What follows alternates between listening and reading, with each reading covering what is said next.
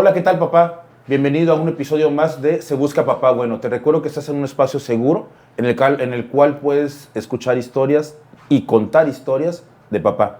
En esta ocasión te presento a papá Diego Pinto. ¿Cómo estás, Diego? Hola Ramón, muy bien y muchas gracias por la invitación. Vayamos a hacer que esto sirva. Vas a ver que sí, siempre contar historia de hijos sirve. Sirve para cura de uno mismo, pero sobre todo sirve para que alguien más escuche la historia y se dé cuenta que ser papá es una bendición. Así es. Oye, Diego, bueno, ustedes van a escuchar el acento de Diego. El acento de Diego es chileno. Chileno. ¿Qué hace un chileno en México, Diego? Tratando de superarse, creciendo, saliendo de todo su pasado, o sea, ocupando su pasado para poder potenciar mi futuro, y acá estamos aprendiendo de los mejores. En Mastermind Sinergético tuve el agrado de ser tu compañero en el Mastermind, y eso, aportando acá un granito de arena. Un papá bueno siempre se va a superar y eso es lo que estamos nosotros tratando aquí. Hablando del pasado, Diego, ¿cuántos hijos tienes? Yo tengo dos niñas. Una, la Sofía, que es la mayor, 13 años, y la Emilia, 3 añitos. Emilia, Emilia, 3 años. 3 años. ¿Por qué esa diferencia de edades? Se tornó eso en la relación con mi expareja cuando nos unimos recién. Yo tenía 18 años, ella tenía 15. Tuvimos quedó embarazada a los 15 años, igual súper joven. Yo a los 18, entonces tenemos nuestra primera hija y después de 7 años tuvimos recién a la segunda. Por eso la diferencia, pero fue con la misma mamá, fue una relación súper, o sea, entre alto y bajo, pero nacieron las dos niñas. Qué padre. La cultura mexicana siempre nos marca como papá que nosotros queremos tener un hijo varón. ¿Tú deseas un hijo varón? Decía un hijo varón. Ahora ya con las dos niñas estoy bien. Me siento ya con mi capacidad máxima.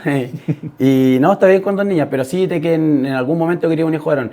Tanto la primera como el segundo estaba esperando el varón, pero no pasó. Pero estoy súper contento con mis dos niñas. ¿Tercer hijo viene? Eres muy joven. No me cierro, pero sí en este momento, si tú me preguntas ahora, no quiero más hijos, porque estamos en proceso de crecimiento, estamos viajando mucho por el tema de la empresa, en superación, desarrollo personal, negocios, deporte. Entonces, por ahora con lo que tengo estoy bien, pero no me cierro. Diego, ¿nos puedes transportar a ese nacimiento de tu hija Ana Sofía cuando eras un joven? ¿Qué pasó por tu mente? Bueno, yo en ese tiempo trabajaba en una minera. No sé si acá en México se llama de la misma manera, minera, ya. Estaba trabajando, me emparejé tuvimos un noviazgo, un pololeo, que se le llama allá en Chile, y me llama, yo estaba trabajando 7x7, turno, me llama mi suegro, mi ex suegro, y me dice, chingada madre, mi hija está embarazada, ¿qué vamos a hacer? Estoy tratando de traspasarlo a lo que hice en México. Y yo quedo blanco, quedé mal, y me dice, cuando llegue vamos a hablar. Entonces, cuando llegué, me junté con él, hablamos los tres, mi expareja, mi suegro y yo, y en ese momento él me dice que la mejor opción era hacerla abortar, por la edad que teníamos nosotros dos y la inmadurez que teníamos. Entonces, yo en algún momento lo pensé, no puedo decir que no fue, que en ningún momento estuve de acuerdo, sí, en algún momento lo pensé. Y fue ahí cuando mi expareja, con solo 15 años, o 16 años que tenía en ese entonces, ya estaba pasando a los 16 años, ella dice que no. Ella tuvo la decisión de decir, no, a mi hija yo no la aborto, la quiero tener. De ese momento yo automáticamente cambié mi mentalidad y ya la apoyé. Entonces ahí nació la Sofi y hoy en día es uno de mis mayores regalos. Una de las mayores bendiciones, Sí, ¿no? totalmente. Fíjate, Diego, que a mí me pasó algo muy parecido. Yo tuve a mi primera hija prácticamente a los 19 años.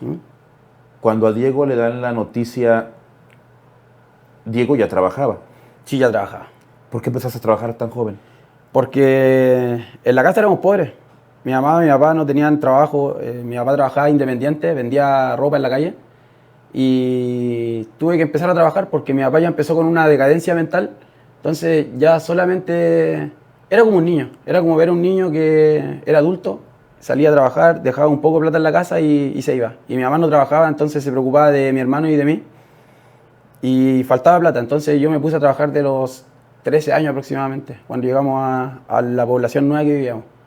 Y ahí yo trabajaba con los vecinos, le limpiaba la caca a los perros, hacía movimiento de tierra, porque como eran casas nuevas, había pura tierra que no estaba mal acomodada, eran casas recién entregadas por el Estado. Entonces así me la fui rebuscando y por eso empecé a trabajar tan joven, para poder aportar en la casa. ¿Estudiabas? Sí estudiaba. Nunca dejé de estudiar. En el momento mismo que te da la noticia, para Diego, en sus adentros, en su mente, ¿pasó alguna vez por tu mente qué eras? Si eras un niño, eras un adolescente, eras un adulto, y pasó por tu mente qué ibas a hacer después de esa noticia. Si hay algo que yo tengo que agradecerle a mi papá, que me enseñó a ser fuerte. Me enseñó a ser fuerte porque yo en ese momento que recibí la noticia, si bien todavía tenía 18 años, una persona que le faltaba mucho por vivir, pero como de chico tomé las riendas de la casa, porque era mi mamá, mi hermano chico y yo, entonces tomé las riendas de la casa como el hombre de la casa, me empecé a comportar como tal. Entonces me fui formando una personalidad distinta a un niño de 18 años. Y por lo tanto no me costó mucho asumir automáticamente me puse en modo, voy a ser papá, tengo que responsabilizarme por esto y vamos a actuar. Y siempre me ha destacado la ejecución. Entonces fuimos ahí, ya los pusimos de acuerdo, empezamos a comprar las cositas, empecé a trabajar el doble, me metí a la universidad. Entonces trabajaba, estudiaba y me preocupaba de la casa. Siempre fue, o sea, me empecé a dedicar a eso. ¿Nunca dejaste el estudio? No, nunca. Podemos decir que un buen papá es aquel que se preocupa por una superación de cualquier tipo. Porque aquí hemos tenido invitados en los cuales no están de acuerdo con la educación tradicional, ¿Sí? que incluso educan desde casa y les ha ido muy bien. ¿Tú qué opinas? ¿Es necesario educarse para poder superarse en esta vida? O sea, la educación creo que debe ser de por vida, la educación, pero quizás no la educación tradicional. No promulgo mucho por eso. Yo tengo 2 técnicos a nivel superior, una ingeniería, un diplomado. He estudiado toda mi vida, pero yo creo que la verdadera educación está en el desarrollo personal, en educarse con gente que tenga resultados. Quizás no la tradicional porque creo que está muy desenfocada, está muy desactualizada, pero sí la educación es eterna. Y para poder ser una gran persona hay que educarse con personas que tengan resultados. ¿Cómo viviste el proceso del embarazo de Ana Sofía? Son 9 meses. ¿Qué pasó ahí? ¿Recuerdas? Sí, fueron muchas cosas. Como yo te comentaba adelante, mi papá fue una persona que nos crió como muy machista, muy machista. Entonces yo adopté lo mismo. No quería que mi expareja hiciera nada, era una persona autoritaria. Traté de siempre llevar yo la situación. Entonces, de cierta manera también quizás puede haber afectado en el matrimonio, porque yo, o sea, puede haber afectado en la relación. Entonces, pero fue un proceso bonito, fue un proceso de mucho aprendizaje, algo que yo nunca había vivido, obviamente, nunca había sido papá, pero estoy agradecido por todo lo que ha pasado y todo lo que pasó. ¿Recuerdas del mes 1 al mes 9 todo lo que viviste? ¿Le hablabas a Ana Sofía en ese periodo? ¿Platicabas con ella? ¿O era un Diego preocupado por llevar una manutención? Ya, mi forma de mostrar amor siempre fue de otra manera. Por ejemplo, a mi mamá yo muy pocas veces le dije te amo, a mi papá nunca le dije te amo. Entonces yo cómo demostraba era mediante protección. No demostraba tanto hablándole a la guatita o hablándole a mi expareja. Lo hacía más desde el proveer, el llevar cosas a la casa, el que sintieran protección. Esa era como mi forma de demostrar el amor. Y así hasta ahora. Me cuesta un poquito y acá en el Mastermind yo descubrí otras maneras. Pero eso. Cuando nace tu hija, ¿dónde estabas? Cuando nace mi hija, estaba en Arica. O sea, estaba en la ciudad donde yo vivo, estaba con... No recuerdo específicamente. No, la verdad que no recuerdo. Ya pasaron 13 años. Sí, de pasaron eso, 13 ¿no? años. Pero no tengo tan buena ese recuerdo. Va a salir ahorita, vas a ver, te vas a acordar seguramente. Sí, yo creo. ¿Estuviste presente en el parto? Sí, estuve presente en el parto. ¿Entraste a ver el nacimiento? Entré a ver el nacimiento, vi cómo salió. A ver, cuéntanos esa aventura, esa maravilla de estar, de ver cuando cuando tu hijo conoce este mundo. No, fue impresionante. Yo entro y tenían a la mamá de mi hija con las piernas abiertas y yo entro con esas capitas que te ponen, el traje, y veo que empieza a salir un poquito de pelo. con la cabeza así. Oye, ¿qué? Entonces el doctor viene y raja con un bisturí, raja y ahí puede salir bien. Pero fue increíble, fue impresionante. Y ahí sentí como un frío en mi cuerpo y dije, soy papá. Así fue extraño, pero fue bonito. ¿Te tocó cortar el cordón umbilical? Sí, yo lo corté. ¿Cómo te cambió la vida?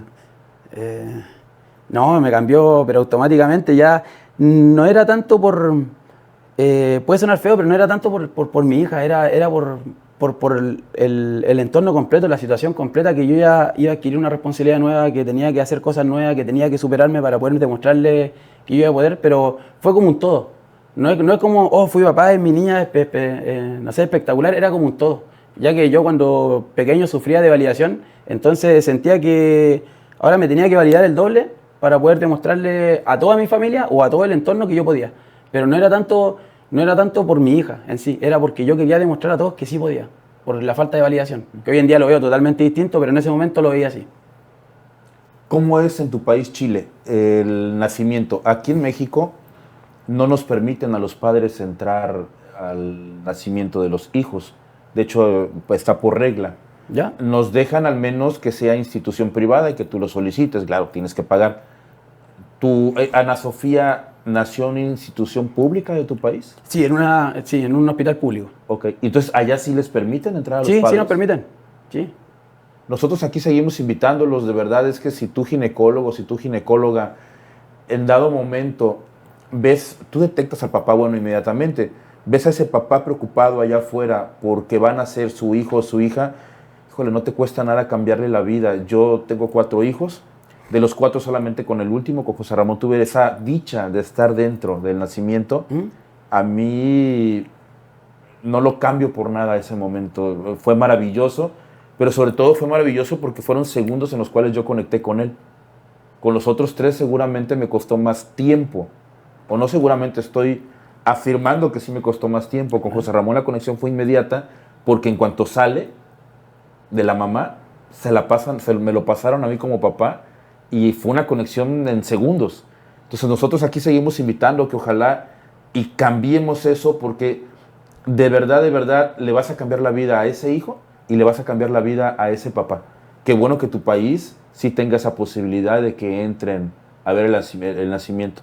Sí, se puede totalmente. En los hospitales públicos se puede y en las clínicas privadas ya hay una atención mucho mejor. Ya creo que terminan estas grabaciones y no hay ningún problema. Pero así está. Pero sí en los hospitales públicos sí se puede. Ok. Oye, Diego, Ana Sofía, ¿por qué el nombre? Sofía, porque lo encontramos, no tiene una historia por detrás, sino que encontramos que era un nombre bonito. Okay. Y que le podía servir. O sea, que le podía no afectar a ella, porque Diego a mí me gusta como mi nombre. Pero en este caso, la mamá de mi niña, que se llamaba Rebeca, no le gustaba su nombre.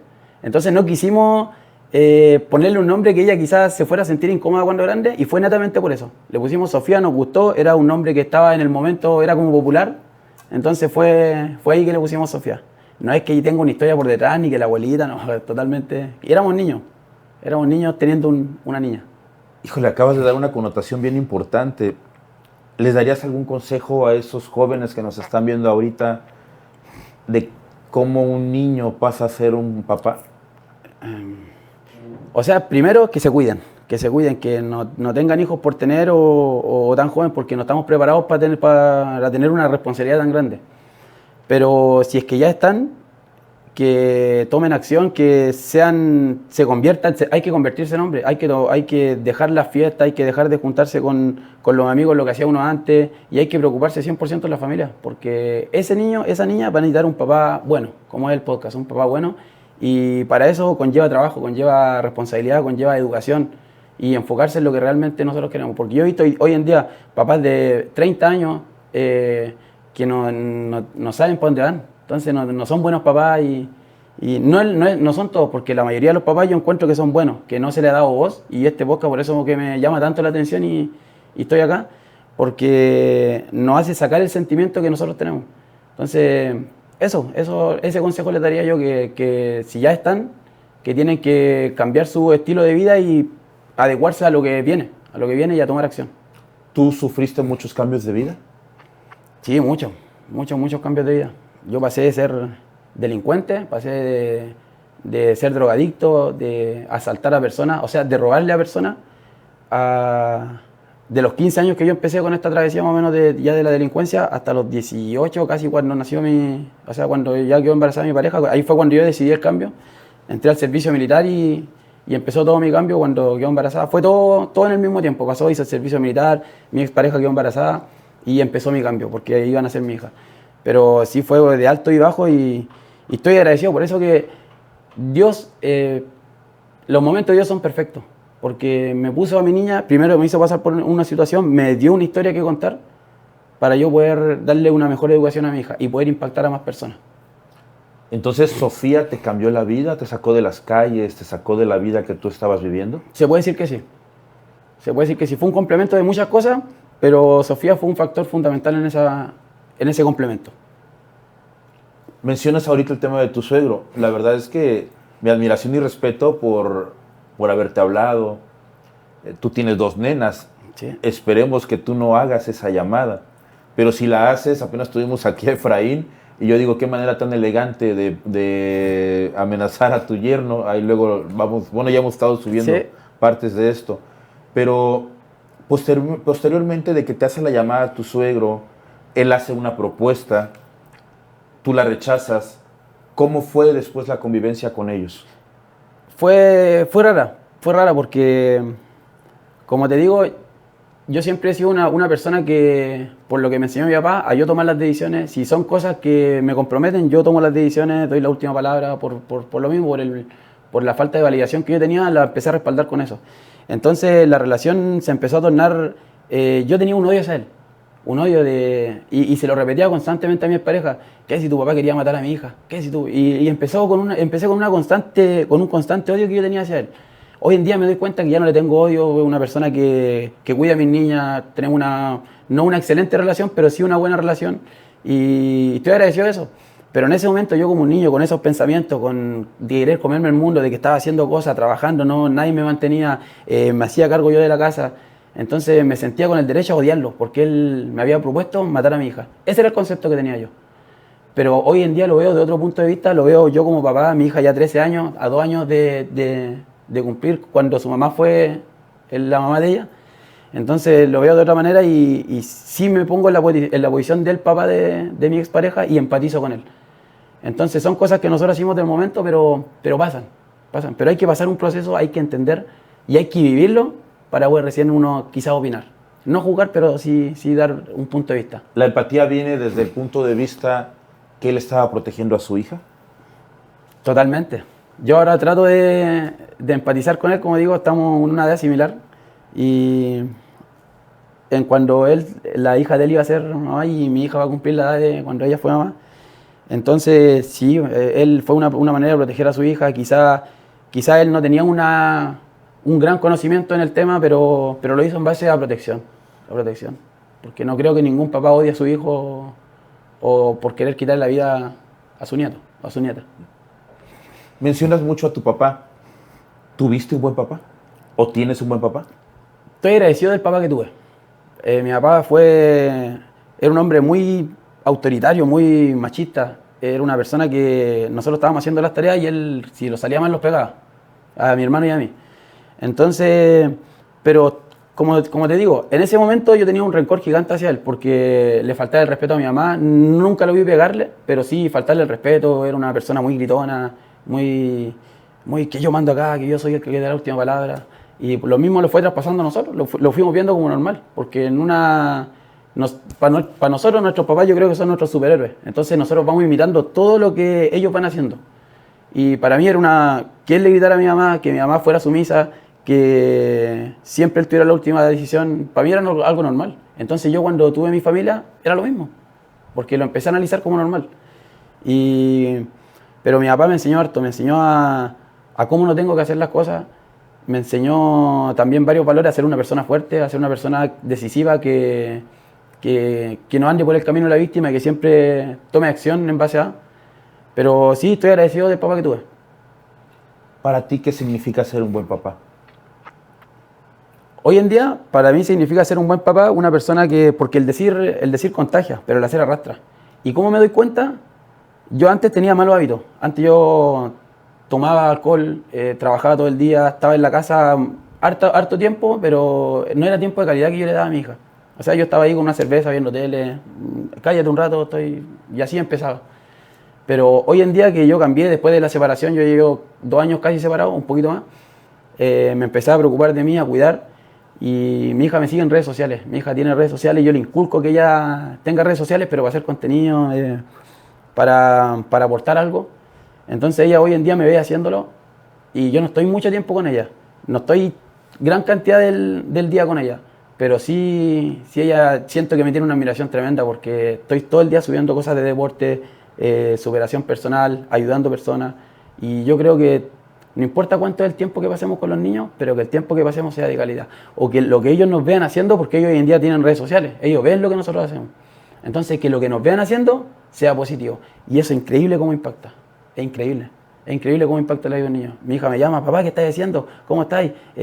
Oye, vi que publicaste una historia, es de amor, ¿con quién estáis? Y me dice, porque yo estoy soltero.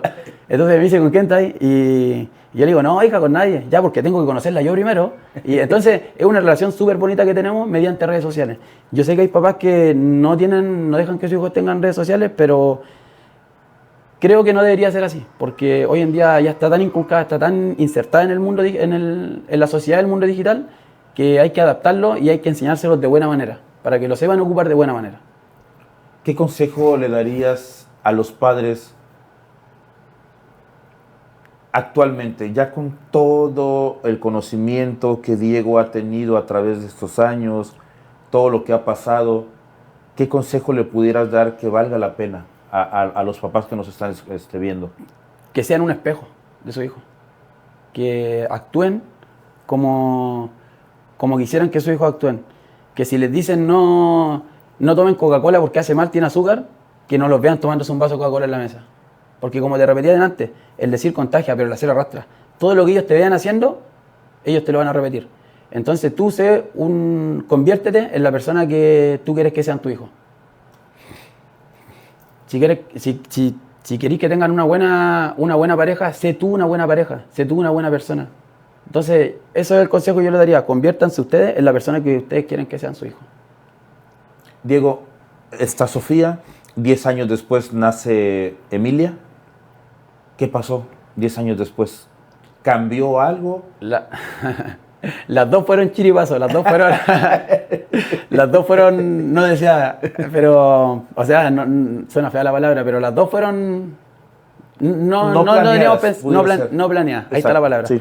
Las dos fueron no planeadas, pero ya la segunda la asumimos mejor. Mi expareja me contó, oye, estoy embarazada, ella estaba contenta. Y yo le dije, no le creía, pero estaba así como igual nervioso, un nerviosismo bonito. Y yo le dije, ya, apechuguemos, démosle. Y ahí fue cuando aceptamos pero sí, repito, un hijo, no tengan hijos a lo loco. Es bonito, es muy bonito, pero es difícil. Se torna un camino totalmente distinto. Pero una vez que ya están, es espectacular. Pero cuando no están, primero enfoquémonos en nosotros. Porque después cuesta un poquito más con hijos, pero también es un potencial, va a depender cómo uno lo mire. Pero sí, agradecido de las 2 niñas que tengo y me han sido un potencial gigantesco. Con Emilia, ¿cómo viviste el proceso del embarazo de los 9 meses? De la misma manera, dando mi protección, no hablándole quizás, como yo te decía, dándole mucho amor, pero enfocándome más en trabajar en mí para poder proveer en la casa. Ese fue el mismo proceso de la Sofía. ¿El nacimiento, el parto, estuviste presente? El parto ya fue en una clínica, estábamos mejor económicamente que la Sofía. Llegó la marraqueta bajo el brazo, le decimos nosotros en Chile, que llegó la suerte. Okay. Y ya fue en clínica, ya fue con un poquito mejor, tuvo un mejor estar, la recibimos mucho mejor que a la Sofía. Pero fue bonito el parto también, tuve yo adentro, fue por cesárea. Ahí fue otra locura. Yo entré al parto y me pusieron me pongo en la cabeza de ella, pongamos que el cuerpo está para allá, me pongo en la parte de la cabeza de ella y veo como el doctor empieza, era parto natural, empezó a salir, pero venía con los pies para abajo, venía como cruzada, entonces no podía salir. Y de repente veo que el doctor dice, no, cesárea. y empiezan a cortarle la guata como con un... Yo veía que le pasaban como un láser, no recuerdo bien, pero era como un láser y quemaba la piel, iba cortando. Oh, yo decía... Pero sí, fueron dos procesos distintos, pero que es impresionante, que impactado. ¿Y qué sentía Diego cuando veía, sentías temor, coraje porque podían hacerle daño a tu hija? No, en ningún momento. Nunca he sido persona de tener temor. Sí sé que está con profesionales, o sea, hay riesgo, pero yo veía que la cortaban, que empezaron a sacar a la hueá y el doctor la pescó así como si fuera un peluche. Así. Están acostumbrados. Sí. La pescó así, la levantó y me hicieron a mí cortarle el cordón. Y la empezó a limpiar con un paño, después la llevó allá. Era como un peluche, así como que la trataban. ¿Qué sensación sintió Diego agarrar esa tijera y empezar a cortar el cordón? Bonito, espectacular, porque es como, no sé, como se siente como que... En mi caso, soy el macho alfa, tengo que yo cortar esto porque es mi hija y me sentía como con autoridad de decir, lo hice yo. Entonces ahí corté el cordón y se siente bonito. Por eso nunca le quiten esa sensación. Yo creo que es más fuerte para un padre que para una madre. Bueno, la madre no va a poder porque está en el parto, pero que un padre corte el cordón umbilical es impresionante porque te da la importancia necesaria. Te sentí más hombre todavía, no sé, algo loco. Fíjate qué reflexión tan buena nos estás dejando, ¿eh? Yo no hallaba cómo describir esa sensación de cortar ese cordón, pero efectivamente es un tono de autoridad, es un tono de decir, nadie se acerque, nadie lastime, porque lo voy a hacer yo. Yo mando desde aquí yo protejo, por supuesto. Es bien interesante platicar con diferentes puntos de vista y ahorita con diferentes nacionalidad, cómo se trata la paternidad en México y cómo se trata la paternidad en tu país, que finalmente somos latinos y se dice que la cultura es muy parecida entre todos nosotros. Pues de entrada, híjole, nos acabas de dejar una muy, muy buena enseñanza referente a la importancia de cortar el cordón umbilical. Sí, no, y es impresionante porque es como que a una mamá le quitemos la oportunidad de amamantar a su hijo y que la amamante la abuela. Es increíble, sí. Y yo sé que he escuchado muchos casos que no quieren...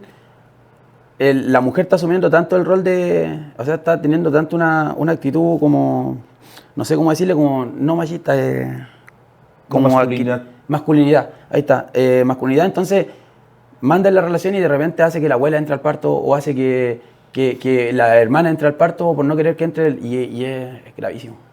Es gravísimo porque lo que siente un hombre al estar en un parto es algo raro, es una emoción bonita, que es del hombre, la tiene que vivir el hombre. Papá Diego, ¿alguna vez ha llorado? Sí, he llorado muchas veces. No soy mucho de llorar, pero últimamente me he puesto más sentimental y he llorado harto. Nos enseñaron a llorar aquí, ¿no? Sí, pero es difícil. A mí me costó mucho llegar al punto de llorar porque se me crió con un papá machista que el hombre no llora, pues. El hombre es hombre y tiene que estar ahí. Entonces me costó mucho llegar a ese punto, me empecé a mezclar con la gente correcta y me enseñaron a que también un hombre tiene sentimiento y que llora. Y ahora es bonito llorar. ¿Papá Diego ha llorado por Sofía o por Emilia? Sí, sentimientos bonitos fue cuando me separé, me fui a Estados Unidos, por la separación me dejó mal, me fui a Estados Unidos y... que me acordé justo de una parte bonita. Me fui a Estados Unidos con el fin de... Me fui quebrado, me separé, nos repartimos las cosas. Me fui con un dolor tremendo porque, bueno, para resumir un poquito, cuando me separé, mi expareja tuvo en 3 meses que nos separamos. Yo nunca me di cuenta de la separación, sino que fue de un día para otro. En 3 meses mi pareja se juntó con otra persona, se llevó a mi niña a vivir con él, se embarazó de la persona y se estaba a punto de casar. Entonces para mí fue eso como una puñalada directa al corazón. Se me desarmó la familia. En ese momento yo pensaba lo peor. Me fui a Estados Unidos buscando otra oportunidad ya que estaba quebrado. Y en ese momento fue cuando yo estuve 3 meses, 4 meses viviendo en Estados Unidos. 3 meses me devolví, después me fui de nuevo para que no me clausuraran la visa. Y hubo dentro de esos 3 meses, aparte de estar triste, no me dejaban hablar con mis niñas. Teníamos una mala relación, de pelea, de todo. Entonces ahí fue mis peores momentos porque estaba solo en Estados Unidos, no podía hablar con mis niñas y fue doloroso. Y no tenía por qué haber sido así. Y esa es la reflexión que yo quiero hacer. Cuando una pareja se separa, que la mamá no le quite la oportunidad de hablar con los hijos. Porque el derecho no es del padre ver al hijo, es del hijo ver al padre. Y muchas veces se quita esa oportunidad y no tenemos nada que hacer contra las leyes que hay hoy en día. Entonces es increíble cómo el hombre sufre. Yo en ese momento sufrí, y fue mal. Insisto, Latinoamérica está conectado, las leyes en México son iguales. Esta iniciativa de podcast comienza por esa razón. Aquí el término se llama alienación parental, aquí en México, no sé cómo se llama en tu país. Va a ser interesante averiguar, sí, porque para nuestro dolor existe un nombre.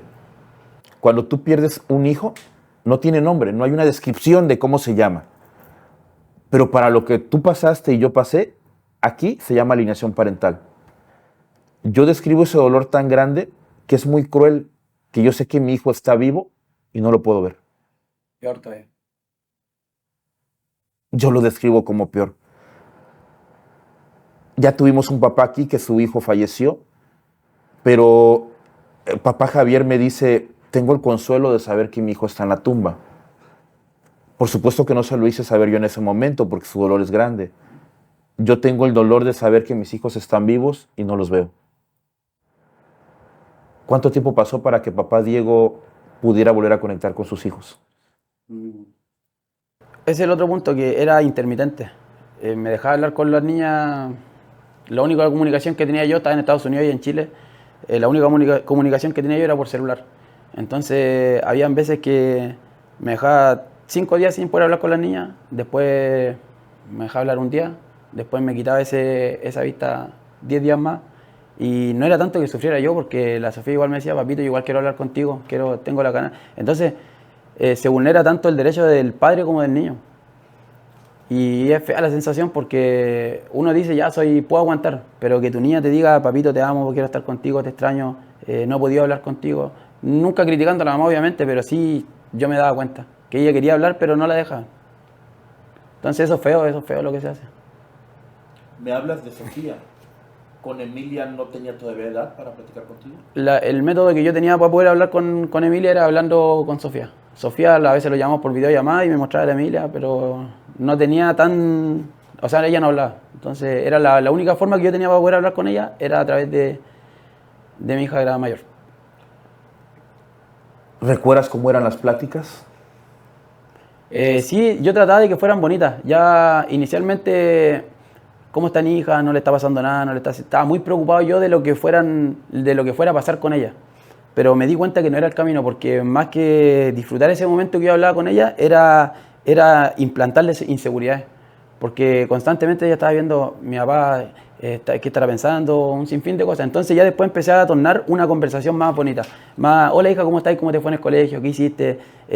Cuéntame. Y empecé ya a preguntarle sobre ella y me empecé a hacer más amigo de ella que un cuestionario. Porque inicialmente cuando le llamaba yo le aplicaba un cuestionario. Y no es bueno. No es bueno, pero era un cuestionario porque yo estaba dolido, porque yo quería saber qué estaba pasando, yo quería saber qué se estaba haciendo en la casa. Entonces se tornaba cuestionario y ya no era bueno. Era dañino incluso para mi hija. ¿Perdonaste? Sí, totalmente. Hoy en día puedo decir que, de acuerdo a todo eso que se pasó con las niñas, mi expareja es una mentora de vida para mí, sin ella saberlo. Porque sacó la peor versión de mí, pero también sacó la mejor versión de mí. Porque en ese momento fue la peor versión porque yo perdí mi familia. Y me sentía dañado, me sentía mal. Pero una vez que pasó todo este proceso, que empezó a pasar el tiempo, que empecé a trabajar en mí, saqué mi mejor versión. Y hoy en día puedo decir que es un tema totalmente superado, que le agradezco mucho, que no le tengo rencor, ni a ella ni a la persona que están con mi hija. Entonces, ningún tipo de rencor, nada. Y estoy contento con mi hija, tengo una mejor relación con mi familia, porque antes tenía una mala relación con mi familia, mi mamá, no con mi mamá nunca tanto, pero con mi hermano. Entonces hoy en día tengo una excelente relación con mi familia. Excelente, mis niñas los repartimos bien, mis niñas se quedan conmigo de los viernes hasta los domingos, o sea, en las vacaciones de los jueves hasta los domingos, 4 días en la semana. Y los fines de semana, o sea, los días cuando están en colegiatura, de los viernes hasta los domingos. Entonces, si no fuera por mi mamá también, que mis niñas, yo creo que más que a la mamá de mis niñas y a mí, mis niñas mucho más a su abuela. Pero es porque ella siempre estaba ahí con ella, la papaya, la regalonea. Y gracias a eso yo he podido también estar acá, hacer cosas. por lo que hace mi mamá. ¿Qué herramientas usó en su momento Diego para poder superar todo esto? Inicialmente empecé a aplicar odio, empecé a actuar en base al odio, al rencor, amenazas. Como vengo de la calle, vengo de zonas pobres, entonces ese era como mi recurso. Mi recurso era amenazar, intimidar. Después empecé, y esto es lo que yo le recomiendo a los jóvenes de ahora, o a los papás, ni siquiera a los jóvenes, a los papás en general, el poder de enfoque. Porque cuando a ti te prohíben hablar con tu hijo o tú ya estás lejano a tu hija, porque normalmente los niños se quedan con su mamá. Es muy raro el caso que se queden con sus papás. Y felicito a las personas, a los papás que se pueden quedar con su hijo, porque es difícil. Pero que se enfoquen en ellos. Que no les importe nada más que le enfoquen en ellos. Vayan al gimnasio, trabajen, edúquense. Si pues quieren abrir emprendimiento, abran emprendimiento. Si quieren trabajar más en sus trabajos, hacer horas extra o potenciar o crecer de alguna manera, háganlo. Pero la capacidad de enfoque es la que te va a sacar de cualquier depresión. La capacidad de enfoque, dejen el alcohol, dejen la droga, dejen todos los vicios que tengan habido por haber, dejen las mujeres, pero enfóquense. Y cuando ustedes se enfocan, empieza a pasar la magia. Empieza a conectar y empiezan a pasar las cosas increíbles. ¿Tuviste una red de apoyo? Te lo pregunto por una razón. Las mujeres siempre tienen, o casi siempre tienen una red de apoyo. Nosotros los hombres lloramos en soledad. Cuando recién pasó todo y empecé a tener la separación completa, perdí familia, me la comí solo, así como decís tú. Los hombres tratamos de ser fuertes y no contarle a nadie, contamos algunas cosas, pero nunca sacamos todo para afuera. Pero la pasé solo, pero porque yo quise, no porque no tuviera gente a mi alrededor. La pasé solo porque yo quise, y yo creo que esa es una creencia limitante que debemos derribar los hombres. De cuando hay que levantar la mano, saber levantar la mano y pedir ayuda. Porque duele pasar todo ese proceso solo y tener miedo al qué dirán, tener miedo a me van a juzgar, yo soy hombre, soy fuerte, era chingón, tenía mi emprendimiento, y decir que es sin familia, estoy triste, extraño a mi hija. Entonces hay que romper esa creencia limitante y saber decir, necesito ayuda. En este momento, en este podcast, que esperemos que tus hijas lo vean, ¿quieres sacar algo? ¿Te falta sacar algo?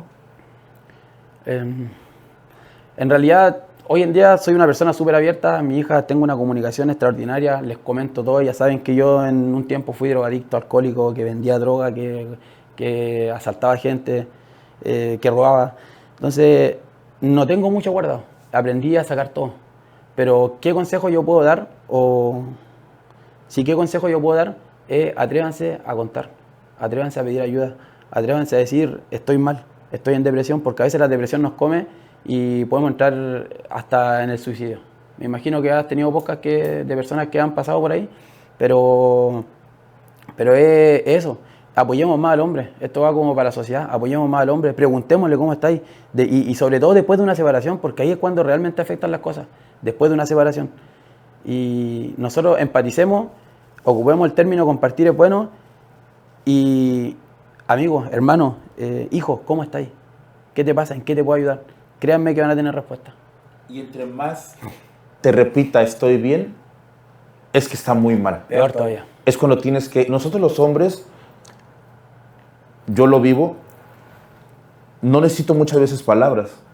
Yo necesito que me digan cómo estás y que vayan y me den un abrazo. Porque a lo mejor no soy de palabras, soy hombre, me educaron muy parecido. Soy el que debe de llevar la casa, no puedo quebrarme. Y nosotros aquí la cultura es, vete a beber, vete a echar desmadre, y así te lo curas. Podemos decir groserías, no seas puto, no seas maricón. Vamos por una vieja. Sí, vamos por una vieja, te engañó esa vieja, pues agárrate otra. Ojalá y la cultura, está cambiando la cultura, desde este programa está cambiando la cultura del hombre, pero no ocupamos eso, ocupamos a lo mejor sí una cerveza, pero también un abrazo, un beso, que va a reconfortar más que 1000 palabras a nosotros como hombres. Tú me hablas ahorita de tu proceso, de que sales de tu país para vivirlo a solas en otro país. La soledad es muy cabrona, así, muy cabrona. Si la soledad, ya tuvimos un papá aquí que emigró, pero si la soledad es muy cabrona en ese aspecto, Aquí la pregunta yo te la enfocaría de la siguiente manera, Diego. ¿Te sentiste cobarde? Sí, en algún momento, porque escapé de mi realidad, escapé de lo que estaba pasando, no quería, estaba quebrado, era un empresario que le estaba yendo bien y no quería trabajar yo allá porque sentía que iba a bajar mi rango, mi estatus, miles de creencias limitantes que hoy en día están fuera, pero sí sentí cuando me despedí de mi hija el dolor que sintió mi hija al decir papá no te vayas y yo vengo y me voy, pero después lo asumí de otra manera, fue una terapia para mí. Una terapia para decir, voy a ver qué pasa, voy a estar en otro país y voy a darle. Y como digo, dentro de cuando uno se lleva a altas presiones es cuando pasa la magia. Entonces la incomodidad, eso es lo que quise hacer, me quise incomodar, me quise ir a probar que sí podía, pero en ese momento yo lo quise hacer porque yo le quería probar al entorno que yo podía, no me quería probar a mí.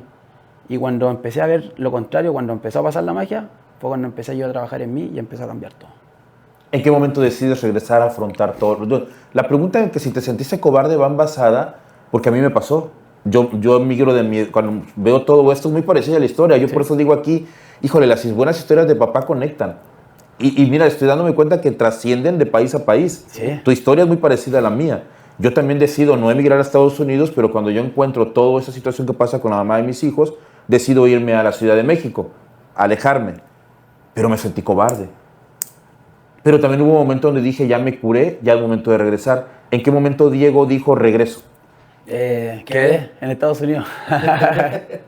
Inicié una barbería, un negocio. Siempre me ha gustado el emprendimiento. Entonces me fui con el fin de trabajar. Trabajé en algunas constructoras y varias personas confiaron en mí, levanté capital, inicié una barbería y quebré esa barbería. Entonces después de quebrar esa barbería tuve un problema en la calle y estuve 2 días en la cárcel en Estados Unidos. De esos 2 días en la cárcel fueron los días más productivos de mi vida porque conocí a un boliviano que me enseñó mucho de negocio. Bueno, me salí de la cárcel y ya me vine a Arica, pero me vine totalmente quebrado, con $1 en el bolsillo. Y ahí fue cuando llegué a la casa, después de 3 meses, mi hija estaba en la casa con mi mamá, voy para allá, salgo a la plaza con mi hija, al parque, y le digo, estábamos contentos todos, y le digo, hijita, disfrutemos la plaza y mi hija me dice, papá, ¿nos podéis comprar un heladito, una paleta? Y sí, hija, pero tengo un puro detalle que tengo solamente para comprar uno. Se lo pueden compartir entre ustedes. Y para mí fue desgarrador porque yo no estaba acostumbrado a eso. O sea, de chico sí, pero era una creencia, un dolor que yo tenía grande. Y mi hija me dice, papito, no importa, nosotros somos felices contigo. Y ahí, entendí entendí lo valioso de la vida, que están las cosas, en los detalles, las cositas chicas, y que muchas veces nosotros no los vemos, pero en los detalles chiquititos la vida es bonita. No necesitamos mucho. Y hay que darle amor a los hijos, hay que estar ahí, hay que ser un reflejo, un espejo para ellas, como yo te decía adelante. Pero es bonito el amor sincero. Y por eso que yo hoy en día todo lo que hago lo hago en base a mi objetivo, que es yo convertirme en un buen papá para mis niñas. Que ellas me vean, que me vean en redes sociales, que me vean creciendo en deporte, enfocado, ayudando personas, impactando, compartiendo. Y esa es la parte bonita. Podemos decir que el tiempo de calidad es importante para los hijos. A los hijos no les interesan los títulos, no les interesa el dinero. No le interesa, solamente le interesa el tiempo de calidad. Muchas personas dicen, pero si yo paso todo el día con mi hijo, estoy todo el día en la casa con los niños, pero no le dan tiempo de calidad, no se preocupan, los retan, no le enseñan cosas buenas. Yo estoy poquito tiempo con mis niñas, pero el tiempo que estamos es de calidad, salimos, disfrutamos, mi hija pone música en el auto, salimos, los comemos un heladito y somos felices. No me pide nada, no sé por qué, pero solo se le inculcó eso, no me pide cosas materiales, sino que está dándome un consejo, papito, ¿qué hacemos? ¿Cómo te puedo ayudar? Y eso es lo que nos estamos viendo. Queremos reemplazar eso con regalos grandes, con regalos caros. Antes yo en Navidades quería darle un regalo caro y si no me frustraba porque era hombre, tenía que proveer. Hoy en día ya no me preocupo de eso, me preocupo de estar con ella, ya ni siquiera a veces le doy regalos. Se los puedo dar durante todo el año. Fíjate que a mí me pasó, esta historia no la he contado, se me acaba de ocurrir ahorita. El día 1, cuando yo me separo y me permiten estar con mis hijos, pues yo estaba muy quebrado económicamente porque me habían dado una friega con la pensión tremenda. Yo viajaba de México a Acapulco, me los prestan. Puta, ¿qué hago? ¿A dónde los llevo? Es mi primera vez a solas con ellos, con este dolor que siento, y me los están prestando. Quiero llenar un vacío económico y me los llevo a las hamburguesas, me los llevo a los juegos. Conclusión, yo recuerdo que gasté 3,000, 4,000 pesos aproximadamente que no tenía. Y yo dije, Dios mío, si cada fin de semana va a ser así, no la voy a hacer. No la voy a hacer. No voy a poder aguantar este ritmo. En ese momento yo dije, qué complicado es que yo estoy tratando de llenar un vacío económico con ellos, porque no estaba acostumbrado a vivir a solas en esos momentos, y recalculé y dije, no, mejor me voy a la playa, yo soy de Acapulco, me voy a la playa a caminar con ellos, les explico, mi situación económica, hijos, no es ahorita la favorable. Y efectivamente lo que tú dices, terminaron más agradeciendo esa sinceridad a todo ese sábado que yo les di de diversión, en teoría. Por eso nosotros siempre hacemos aquí la invitación, papá, no luches por tener más dinero, mejor lucha para tener mejor tiempo de calidad. Excelente, empaticé mucho con la historia porque pasa eso, queremos suplirlo con cosas materiales y creyendo que lo estamos haciendo bien, estamos dañando a esos niños. Porque le estamos enseñando a validarse por lo externo, por algo, cosas materiales, por las cosas, y no por el amor. Entonces lo que tenemos que promover hoy en día es conectar en base al amor, en base al corazón, en base a las cosas sencillas. Y así los niños les damos una buena educación y crecen y sin dinero. Entonces muchos papás, y este es un consejo, no se frustren por el dinero, porque muchas veces las separaciones quedamos en quiebra. Sobre todo el hombre, porque es el que no se quiere llevar nada. Entonces, no se frustren por el dinero, vayan y estén con su hijo. Den el tiempo de calidad. Diego, veo que tienes muchos tatuajes. ¿Alguno de ellos significa algo para tus hijas o por tus hijas? Sí, me lo hice cuando recién me separé, Sofía y Emi. Me lo hice netamente porque quería tenerla en la piel. Después ya me empecé a escribir frases motivacionales como resiliencia, como la disciplina vence el talento, mindset, mentalidad. Entonces me fui, como te digo, me enfoqué tanto en mi persona, que eso es lo otro, la persona más importante para uno, yo considero que tiene que ser uno, porque eso proyecta. Y eso hace que tu papá, tu mamá esté contenta, que tu hijo estén contentos. Más allá de tener cosas materiales, es que te vean bien a ti. Y eso proyecta. Y eso es quererse y eso es querer a tu familia. Primero te tienes que querer a ti mismo. No hay ninguna otra forma de querer a otra persona si no te quieres tú. Ninguna. ¿Qué opinan tus hijas cada vez que ven eso? Mis hijas me aman. Hoy en día estoy feliz, mis hijas me aman, me lo demuestran. Yo soy yo, ya no soy no me escondo detrás de máscara, no trato de ser el que más tiene plata, no trato de aparentarse, soy yo. Soy yo y trato de ser papá y amigo para mi hija. Mis hijas conocen sus límites, hasta dónde podemos jugar y eso. Pero hoy en día soy una persona que está contenta de mí, está contento de su hijo y está contenta de su entorno, de su mamá, de sus amigos, de sus socios, de todo. Soy una persona feliz. ¿Cómo educas a tus hijas? Bueno, la educación que les doy yo como papá es mostrándoles con hechos buenos, enfocándome en el deporte, enfocándome en el crecimiento, enfocándome en ayudar, que ellos vean. Nosotros hacemos ayuda allá en Arica y ves que tengo yo ayuda, vamos a las cárceles de menores o vamos a los hogares de niños sin mamá y sin papá, yo la llevo, que ella vea que estamos dando regalos, que ella vea que le estamos dando una charla, pero que ellos vean, porque como te digo, el decir contagia, pero el hacer arrastra. Entonces ellas constantemente me ven en redes sociales haciendo cosas. Mi mamá se dedica más de la parte más maternal de la crianza, cuando están con nosotros. Se dedica más de la parte de darles cariño, el amor de madre que yo no le doy, porque no vamos a comparar el amor de madre con el amor de padre. Es distinto y son los dos válidos y son los dos bonitos. Pero ellas tienen que ver eso. ¿Tus hijas están actualmente contigo? Mitad y mitad. Okay. Están los días de colegio de lunes a viernes están con la mamá y yo la voy a buscar el viernes al colegio y se quedan conmigo hasta el domingo. Y los días de verano, que son vacaciones, están del jueves hasta el domingo conmigo. ¿Cómo lograste eso? Ellas solas lo lograron. Me vieron haciendo cosas buenas, querían estar conmigo, querían estar con mi mamá y ya no había nada que hacer. Cuando los niños quieren y ya están un poquito más grandes, ya mamá diga lo que diga, ya el amor es más fuerte. Pero para que se logre ese amor, uno tiene que quererse. La importancia de los padres, ¿no? Sí. Aquí nosotros hemos tenido muchos invitados, hemos tenido ya incluso papás solteros que se quedaron con los hijos y lo fundamental que ha sido el que los padres hayan ayudado. lo único aquí es que nosotros como papás no se difunde tanto el término de papá soltero. Sí. Me atrevo a decir que hasta de repente es de pena. Sí, es como de pena, uno asume así. Entonces, aquí nosotros lo que decimos es, no nos dé pena, tengamos una red de apoyo.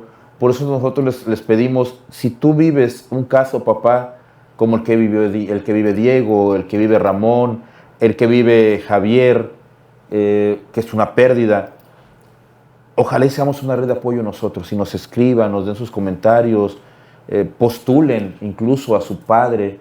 Nosotros aquí también comentamos, qué maravilla y qué dicha que nosotros como papá nos postulemos, porque nosotros tenemos el síndrome del impostor. Nunca nos consideramos buenos padres. Oh, totalmente. Pero qué maravilla cuando tu esposa te nomina.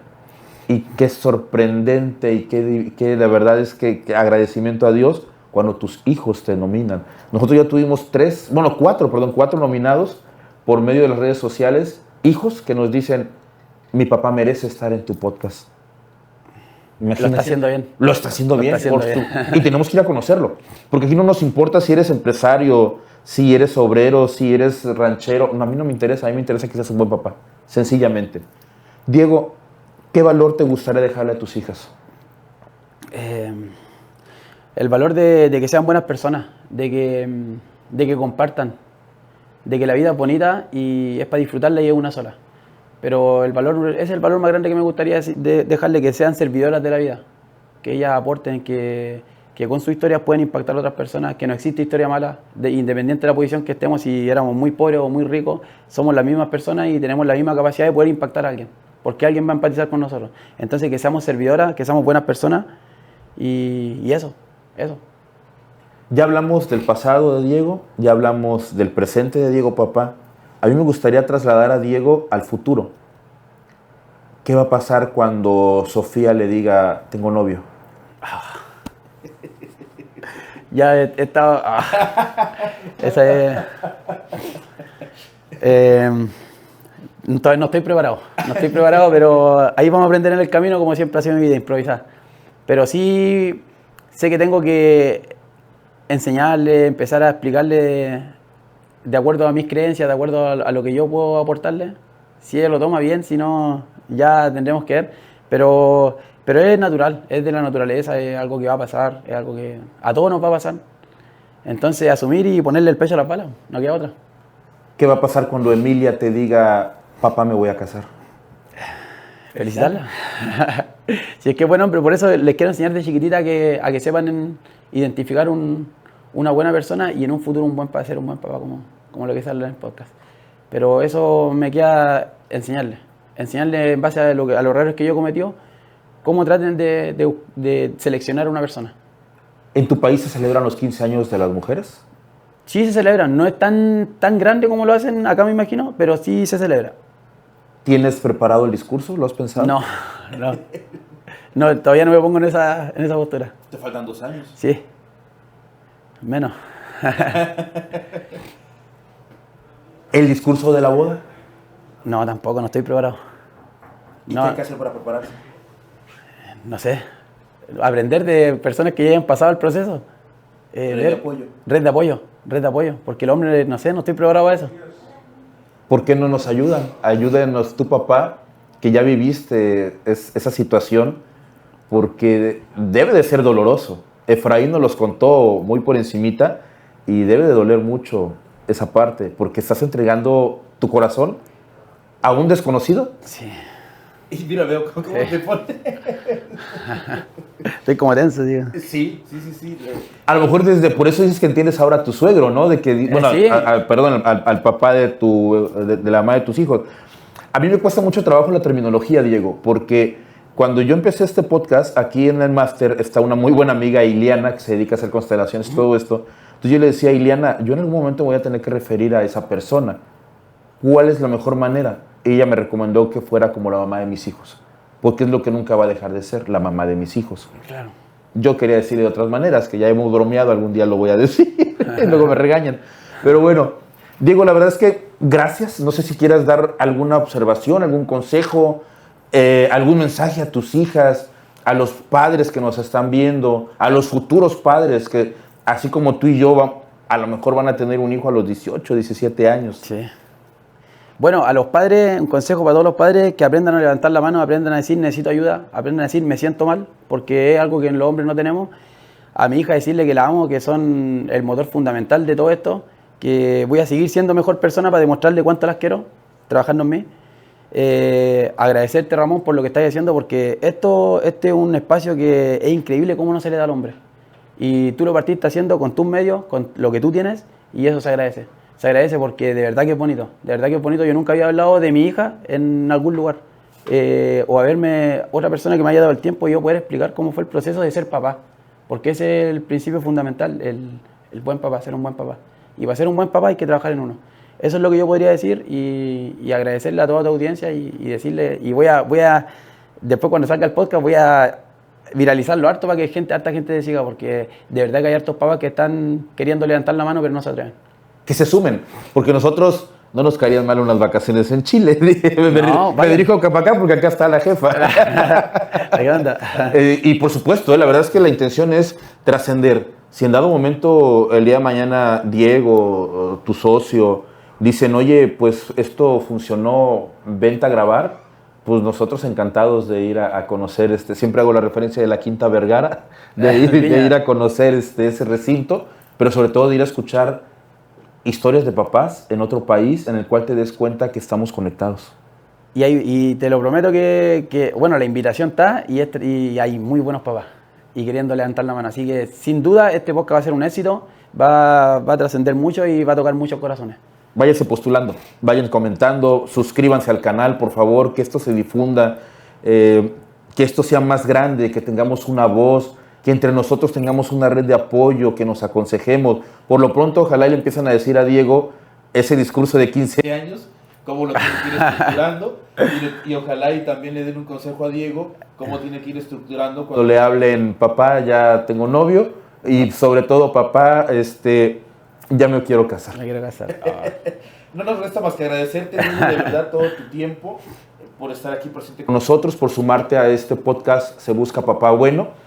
Así nos van a encontrar en redes sociales. Nosotros nos despedimos siempre agradeciéndoles, dándoles la mano, levantándonos y dando un despido, abrazándonos de corazón a corazón, que es como nosotros así logramos tener una conexión. Tú recordarás que Cerratos cuenta que él, el día que iba a matar o que iba a hacer algo muy fuerte, su madre le dio una bendición, sí, y que él fue el punto de quiebre o de equilibrio para él. Este abrazo, Diego, yo espero que sea el punto de equilibrio para ti y para muchos papás, y que digan, yo vi en Papá Bueno, en Se Busca Papá Bueno, que se dieron un abrazo y le voy a dar un abrazo a mi hijo, pero no un abrazo distante, un abrazo de corazón a corazón, que tarde unos segundos y que tu hijo o tu hija lo sientan. Y si ese día iban a hacer un delito, ese día se iban a ir con el novio, ese día iban a hacer algo, digan, wow, mi papá me dio un abrazo, me quedo, no lo hago. Soy bueno mejor. Muchísimas gracias a todos, de verdad. Diego, de verdad, gracias por tu tiempo. Muchas gracias, Ramón. Este es un abrazo de corazón a corazón y nosotros lo que esperamos con esto es que le puedas transmitir a tus hijas todo el amor que tenemos nosotros los papás. Porque somos de pocas palabras, pero el hecho de un abrazo puede hasta ser disruptivo para ellas. Pueden decir, ay, me abrazó y tardó. Pero a veces no lo damos. No, nunca. No, a veces nunca. Gracias a todos, de verdad.